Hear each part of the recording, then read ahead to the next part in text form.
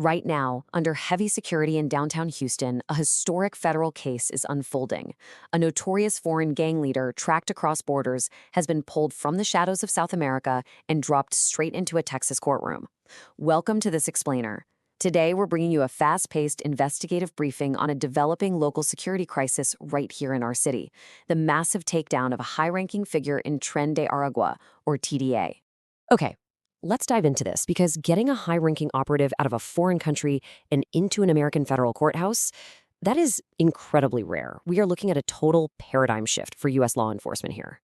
This is literally the very first time an alleged member of this extremely violent organization has been successfully extradited to the United States. The federal government is drawing a massive, hard line in the sand. Section 1, the extradition to Houston, Chuy faces justice.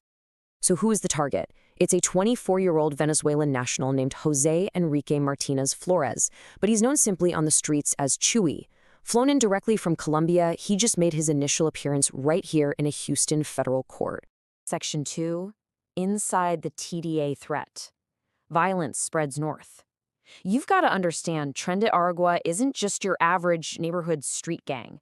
No, they are one of South America's absolute most ruthless syndicates, and their brand of violence has actively bled north. It's taking root right here on the streets of Houston. Now, what's really interesting about this slide is the severe legal weight of how the federal government is classifying this threat. TDA is officially designated as a foreign terrorism organization, or FTO. This means they are recognized as an active threat to U.S. national security. This designation is a huge deal, folks. It unlocks heavy federal terrorism statutes, stripping away standard gang charges, and honestly fundamentally changing the entire game. And because of that FTO designation, Martinez Flores is actually the first TDA member ever formally charged with providing material support to terrorism. This is a completely crucial distinction. The DOJ is dropping the hammer here. They're treating his alleged actions with the exact same severity as they would a member of an international terror cell. To really grasp the sheer firepower this organization wields right in our own communities, just consider this number: 300 weapons.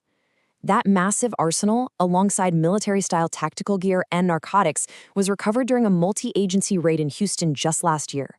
We are talking about a heavily armed, militarized faction operating right within our city limits. And what exactly are they protecting with all that firepower? Well, the rap sheet is brutal. Human trafficking, sex trafficking, extortion, drug trafficking.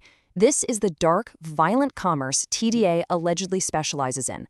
It's a predatory network exploiting the vulnerable and flooding our streets with narcotics. Section 3, the international takedown. A global net closes. You know, stopping a local Houston threat of this magnitude actually required a massive, perfectly coordinated web of global intelligence just to yank him out of South America. Listen really closely to this mandate from Jason Hudson, the FBI Houston special agent in charge. He said, "We not only want to disrupt those activities in our community, but we want to dismantle those organizations where they are." That is a chilling, aggressive strategy. The FBI isn't playing defense anymore. They aren't just sitting around waiting for TDA to strike in Houston. They are actively hunting their leadership on foreign soil, tearing them out by the very roots. But obviously, the FBI can't operate in a vacuum. This extraction was a highly complex geopolitical maneuver.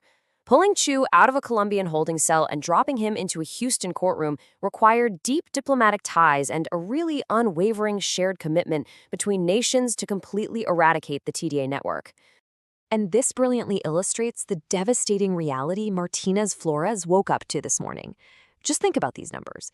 If convicted on these new terrorism charges, he faces up to life in a federal penitentiary. And on top of that, a staggering $10 million fine. The message to the TDA syndicate is blindingly clear. Operate in the U.S., and you will absolutely be buried under federal law. Section 4, the ongoing manhunt. The danger remains. So, Chuy is behind bars, but this hydra has many heads. The deeply unsettling reality is that the wider, heavily armed TDA network is still incredibly active in the shadows of our communities. The crosshairs have already shifted to the next target, Meet Giovanni Serrano.